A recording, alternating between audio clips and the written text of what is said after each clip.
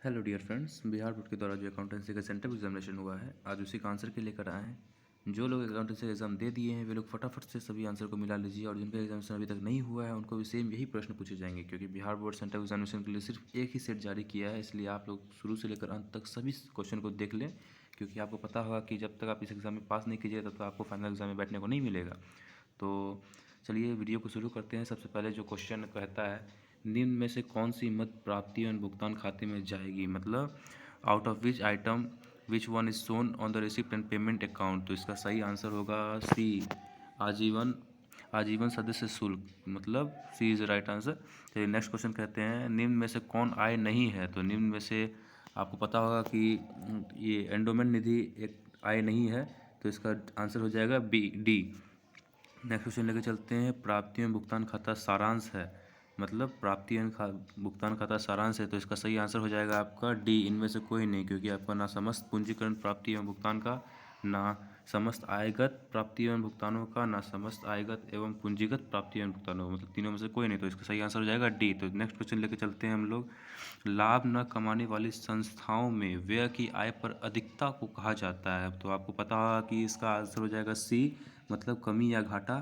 चलिए next question लेके चलते हैं, आयगत प्रकृति की सभी मदें दिखाई जाती है, तो इसका सही आंसर हो जाएगा, आप सब जानते हैं कि इसका सही आंसर हो जाएगा आय व्यय खाता में, मतलब इसका सही आंसर हो जाएगा ए। तो चलिए नेक्स्ट क्वेश्चन लेके चलते हैं, एक एक क्लब द्वारा प्राप्ति अग्रिम चंदे को चिट्ठे के किस पक्ष में दिखाया जाता है। तो इसका सही आंसर हो जाएगा, आप लोग सब जानते हैं कि इसका सही आंसर हो जाएगा दायित्व पक्ष में, तो इसका सही आंसर हो जाएगा बी।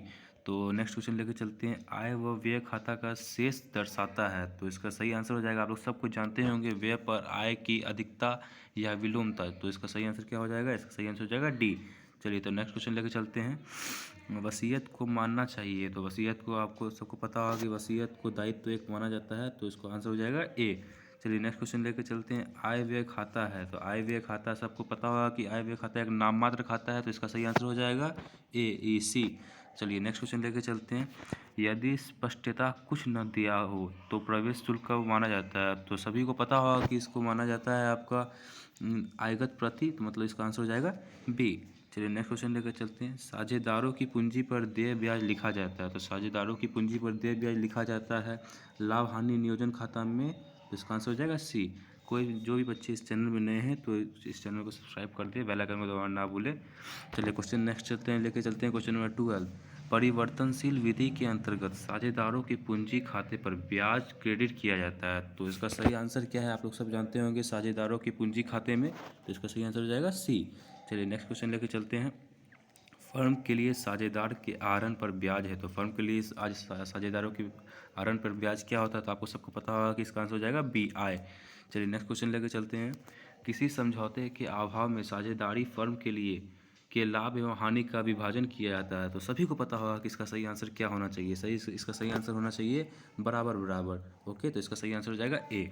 चलिए नेक्स्ट क्वेश्चन लेकर चलते हैं, साझेदारी फर्म में लाभ हानि का विभाजन किया जाता है। तो सभी को पता होगा कि साझेदारी फर्म में लाभ हानि का विभाजन होता है क्या, तो बराबर बराबर, तो नहीं बराबर बराबर सॉरी, मतलब समझौते के अनुसार, जो समझौता किया जाता है उसी के अनुसार किया जाता है। ओके, तो आप लोग सबको ये टिक लगा लीजिए, सी इज़ द राइट आंसर, समझौते के अनुसार। ओके, मतलब एज पर एग्रीमेंट। ओके, चलिए नेक्स्ट क्वेश्चन लेकर चलते हैं, क्वेश्चन नंबर 16, लाभ हानि नियोजन खाता बनाया जाता है। तो सभी को पता होगा ये विभाजन लाभ निर्धारण के लिए बनाया जाता है, तो इसका सही आंसर हो जाएगा सी।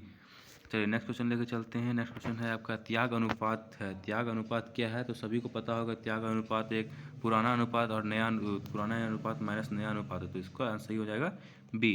चलिए नेक्स्ट क्वेश्चन लेकर चलते हैं, लाभ प्राप्ति अनुपात है। तो लाभ प्राप्ति अनुपात सभी को पता होगा कि लाभ प्राप्ति अनुपात हो जाता है ए, मतलब नया अनुपात माइनस पुराना अनुपात। ओके, तो इसका सही आंसर हो जाएगा ए। चलिए नेक्स्ट क्वेश्चन लेके चलते हैं, साझेदारी फर्म के पुनर्गठन पर अलिखित संपत्ति का लेख करने पर होगा।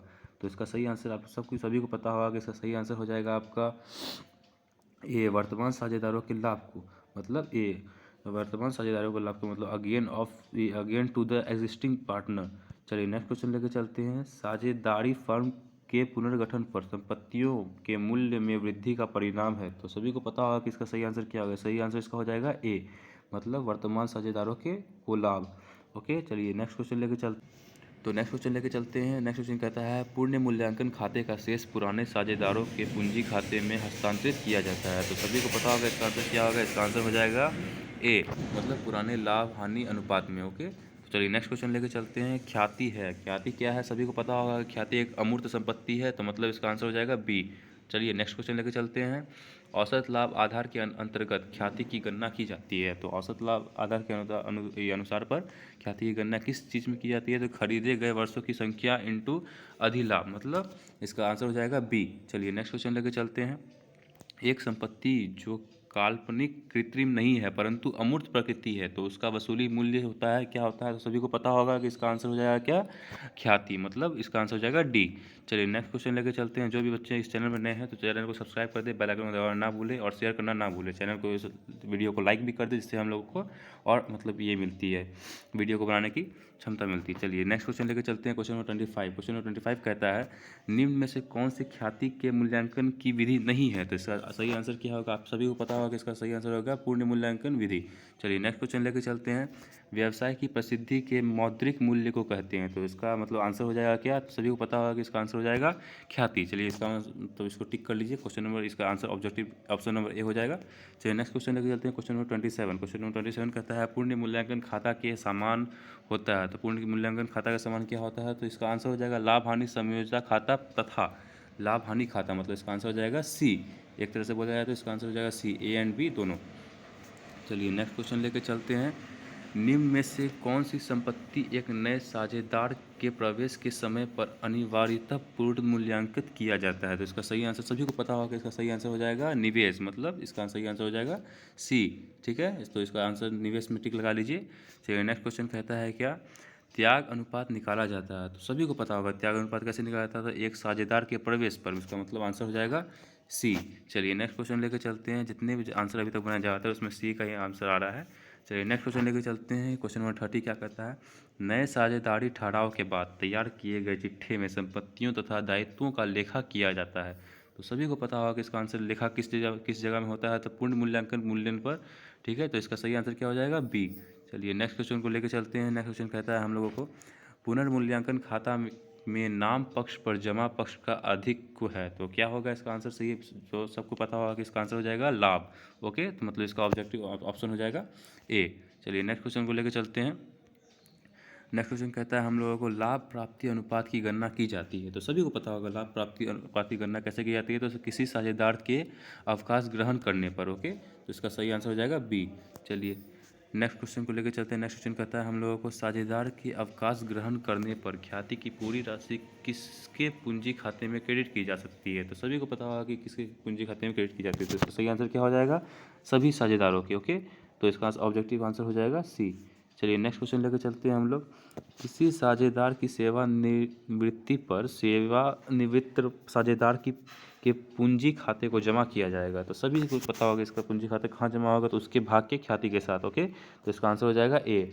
चलिए नेक्स्ट क्वेश्चन लेके चलते हैं। नेक्स्ट क्वेश्चन कहता है हम लोगों को क्या, सभी साझेदारों के संयुक्त जीवन पर ली गई बीमा पॉलिसी है। तो सभी को पता होगा कि बीमा पॉलिसी किस में ली जाती है। तो संयुक्त पॉलिसी पे। ओके, तो इसका आंसर हो जाएगा ए। नेक्स्ट क्वेश्चन लेके चलते हैं हम लोग। नेक्स्ट क्वेश्चन कहता है क्या कि अवकाश ग्रहण करने वाले साझेदार को ख्याति दी जाती है। तो अवकाश ग्रहण करने वाले साझेदार को ख्याति कहाँ दी जाती है। तो सभी को पता होगा कि पुराने लाभ विभाजन अनुपात में। ओके, तो इसका आंसर क्या हो जाएगा, इसका आंसर हो जाएगा ए। ठीक, चलिए नेक्स्ट क्वेश्चन लेकर चलते हैं। बीमा पॉलिसी के समर्पित मूल्य से अर्थ उस मूल्य से है। तो बीमा पॉलिसी के समर्पित मूल्य अर्थ किस मूल्य, मतलब उस मूल्य से है किसका। तो आंसर क्या हो जाएगा, सभी को पता होगा कि इसका आंसर हो जाएगा सी, मतलब जो पॉलिसी की देय तिथि से पूर्व प्राप्त हो सकता हो। ठीक है, तो चलिए नेक्स्ट क्वेश्चन लेकर चलते हैं हम लोग सभी लोग। किसी साझेदार की अवकाश ग्रहण करने पर सामान्य संचय की राशि को सभी साझेदार के पूंजी खाते में हस्तांतरित किया जाता है। तो सभी को पता होगा कि इसका आंसर क्या होना चाहिए। इसका आंसर होना चाहिए क्या, पुराने लाभ हानि अनुपात में। ओके, तो इसका आंसर हो जाएगा सी। चलिए नेक्स्ट क्वेश्चन लेकर चलते हैं हम लोग। मृत्यु की तिथि तक फर्म के लाभ में मृतक साझेदार के हिस्से की गणना की विधियां कौन कौन सी है। तो सभी को पता होगा कि इसका आंसर हो जाएगा ए एंड बी दोनों, मतलब समय के आधार पर और आपका विक्रय के आधार पर। ओके, चलिए नेक्स्ट क्वेश्चन लेकर चलते हैं। एक साझेदार की मृत्यु होने पर साझेदारों के लिए ली गई संयुक्त जीवन बीमा पॉलिसी के लिए फर्म बीमा कंपनी से पाती है। मतलब फर्म बीमा कंपनी से क्या पाती है, तो यहाँ इसका आंसर हो जाएगा पॉलिसी राशि। ओके, इसका आंसर हो जाएगा ए। चलिए नेक्स्ट क्वेश्चन लेके चलते हैं। किसी साझेदार के अवकाश ग्रहण करने अथवा मृत्यु होने पर संपत्तियों और दायित्वों के मूल्य में परिवर्तन को दिखाने के लिए कौन सा खाता तैयार किया जाता है, तो सभी को पता होगा कौन सा खाता तैयार किया जाता है, तो समझ में आप लोग जानते होंगे तो कि उसका आपको कौन सा खाता तैयार किया जाता है, तो मतलब होगा पूर्ण मूल्यांकन खाता। ओके, तो A is the right answer. Next question लेके चलते हैं। एक्स तथा वाई और जेड 1/2 अनुपात 1/3 अनुपात 1/6 के अनुपात में लाभों का विभाजन करते हैं, तो जेड की मृत्यु हो जाती है और एक्स और वाई का नया अनुपात क्या होगा, तो अभी बनाने का समय तो नहीं है, तो इसका फॉर्मूला आप लोगों को पता होगा, तो इसका आंसर हो जाएगा क्या 3:2। ओके, नेक्स्ट क्वेश्चन लेके चलते हैं हम लोग। फर्म के विघटन पर अलिखित संपत्ति के विक्रय से प्राप्त राशि को क्रेडिट किया जाता है, तो सभी को पता होगा कि क्रेडिट कहाँ पे किया, किस में किया जाता है, तो इसका आंसर हो जाएगा वसूली खाता में। ओके, तो सी को टिक कर ले। नया क्वेश्चन पढ़ते हैं। समापन व्यय को वसूली खाते के किस पक्ष में लिखा जाता है, तो समापन व्यय को वसूली खाते में डेबिट पक्ष में लिखा है, तो सभी को पता होगा इसका आंसर क्या हो जाएगा सी। चलिए नेक्स्ट क्वेश्चन लेके चलते हैं हम लोग। जब गैर अभिलेख परिसंपत्ति साझेदार द्वारा ली जाती है तो उसे दर्शाया जाता है, तो उसे कहाँ दर्शाते हैं, तो सभी को पता होगा कि उसे हम लोग वसूली खाते में के जमा पक्ष में दर्शाते हैं। थोड़ा गला कुछ ख़राब है, इसका आंसर थोड़ा मतलब दिक्कत हो रहा होगा, कोई दिक्कत नहीं, मतलब नेक्स्ट क्वेश्चन में और नेक्स्ट पार्ट में अच्छे से समझाया जाएगा फिर। चलिए नेक्स्ट क्वेश्चन पढ़ते हैं हम लोग। Question number 46। चिट्ठे में दिखाई गई रोकड़ बाकी को समापन के समय दिखाया जाता है, तो इसका सही आंसर क्या होगा, सभी को पता होगा कि इसका सही आंसर हो जाएगा रोकड़ खाते में। ओके, इसका मतलब आंसर बी हो जाएगा। नेक्स्ट क्वेश्चन को लेकर चलते हैं हम लोग। नेक्स्ट क्वेश्चन को लेकर चलते हैं हम लोग। जब साझेदार की तरफ से फर्म के वसूली व्यय का भुगतान किया जाता है तो व्ययों को डेबिट किया जाता है, तो इसका आंसर सभी को पता होगा कि इसका आंसर क्या हो जाएगा वसूली खाते में, मतलब option A is the right answer. चलिए नेक्स्ट क्वेश्चन लेकर चलते हैं। एक फर्म चलिए तो नेक्स्ट क्वेश्चन कहता है, एक फर्म के समापन के समय साझेदार ने 1500 रुपये फर्म के समापन व्ययों को भुगतान कर दिया, तो कौन सा खाता डेबिट होगा, तो सभी को पता होगा कि कौन सा खाता डेबिट होना चाहिए, तो इसका मतलब आंसर क्या होगा रोकड़ खाता, मतलब ए हो जाएगा। ठीक है, तो नेक्स्ट क्वेश्चन लेकर चलते हैं। एक साझेदारी फर्म के समापन की दशा में संदिग्ध ऋण आयोजन का हस्तांतरण किया जाता है, तो सभी को पता होगा कि ऋण का हस्तांतरण कहाँ किया जाता है, तो वसूली खाते में। तो ओके, तो इसका आंसर ले लीजिए, टिक मार लीजिए आप ए। तो नेक्स्ट क्वेश्चन को लेकर चलते हैं हम लोग। नेक्स्ट क्वेश्चन कहता है अंशों का अधिमूल्य पर निर्माण है, तो अंशों का अधिमूल्य पर कहाँ पर निर्माण है, तो सभी को पता होगा कि इसका आंसर क्या होना चाहिए, तो इसका आंसर हो जाएगा पूंजीगत लाभ। तो चलिए ये हो गया वीडियो का फर्स्ट पार्ट है, तो जिसमें कि आपका 1 to 50 ऑब्जेक्टिव को बताया गया है, और नेक्स्ट पार्ट को आपको सेकेंड पार्ट में मतलब 51 to 100 जो ऑब्जेक्टिव है उसे आपको सेकंड पार्ट में बताया जाएगा। तो चैनल को सब्सक्राइब कर ले, क्योंकि इसमें आपका जितना भी मेन ऑब्जेक्टिव जो है और सब्जेक्टिव जो एग्जाम में पूछे जाएंगे वो आपको इसमें मतलब दे दिया जाएगा एग्जाम के समय। ओके, तो चलिए तो चैनल को सब्सक्राइब कर ले, बेल आइकन दबा दें